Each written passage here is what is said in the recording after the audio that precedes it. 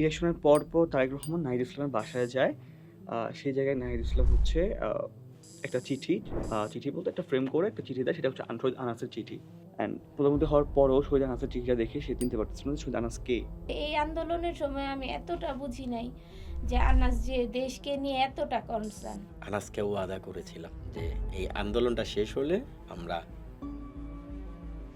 সবাই মেট্রো রেলে উত্তরে আসবো দিয়াবাড়ি, সেখানে সারাদিন সময় কাটাবো। যে ও দাঁড়ায় আছে, আমি দূর থেকে দেখছি, সামনে গেলে ও কান্নাকাটি করবে, আমারও সহ্য হবে না, আমি পিছনের গলি দিয়ে ঘুরে গেছি যেন ও না দেখে। সবসময় খুব কাছে কাছে থাকতো, কখনো যদি রাগ হতাম ও আমার পিছে পিছে ঘুরতো। মাসুয়ারি, এটা আমার ভুল হয়েছে, আমি আর করবো না। তো এমন আবরার ফাহাদের মতো অনেককেই এইভাবে গুম করে দিছে, যেগুলো আপনারা নামও জানেন না।